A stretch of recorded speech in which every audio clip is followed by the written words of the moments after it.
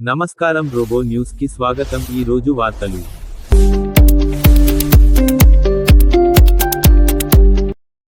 న్యాయం కోసం కార్మికుల భిక్షాటన. ఎన్నికలపై హైకోర్టు నోటీసులు. యాజమాన్యం మొండి వైఖరిపై మండిపాటు. వేడెక్కిన సిర్పూర్ పేపర్ మిల్లు వివాదం. కొమరం భీం జిల్లా కాగజ్నగర్లో స్థానిక పేపర్ మిల్లు కార్మికులు సమస్య గురించి వారు ఈ సందర్భంగా మాట్లాడారు. ఎప్పుడో తెలంగాణ పరిశ్రమలకు ప్రతీకగా నిలిచిన సిర్పూర్ పేపర్ మిల్ ఇప్పుడు న్యాయం కోసం పోరాడుతున్న కార్మికుల భిక్షాటన వేదికగా మారింది. సిర్పూర్ పేపర్ మిల్లు కార్మికులు మళ్లీ వీధుల్లోకి దిగారు. ఎన్నాళ్లకు ఎదురుచూసిన గుర్తింపు ఎన్నికలు అడ్డంకులు ఎదుర్కొంటుండటంతో వారు ఆవేదన వ్యక్తం చేస్తున్నారు.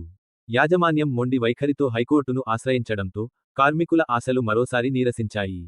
హైకోర్టు నుంచి కార్మిక సంఘాలకు నోటీసులు రావడంతో మిల్లు పరిసరాల్లో ఉద్రిక్తత నెలకొంది.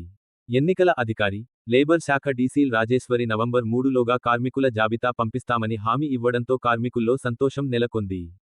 కానీ 3 నెలలకే యాజమాన్యం మారిన ధోరణి వారిలో నిరాశను కలిగించింది. ప్రస్తుతం మిల్లు కార్మికులు నెలకు 15,000 రూపాయలు నుండి 17,000 రూపాయలు వేతనాలతో జీవితాన్ని నెట్టుకొస్తున్నారు. అయితే ఎన్నికల వ్యవహారం కోర్టులోకి వెళ్లడంతో వేతనాల చెల్లింపులో జాప్యం తలెత్తిందని కార్మిక సంఘాలు ఆవేదన వ్యక్తం చేస్తున్నాయి. తమ హక్కుల కోసం తాము సమకూర్చుకున్న చందాలతోనే కోర్టు వ్యయాలు భరిస్తున్నామని, న్యాయం కోసం చివరి వరకు పోరాడుతామని సంఘ నాయకులు స్పష్టం చేశారు. కోర్టు తమకు న్యాయం చేస్తుందనే నమ్మకం ఉందని తెలిపారు. నిరసనకు గాను కార్మిక సంఘాలు బుధవారం వర్కర్స్ గేట్ ఎదుట భిక్షాటన కార్యక్రమం నిర్వహించారు.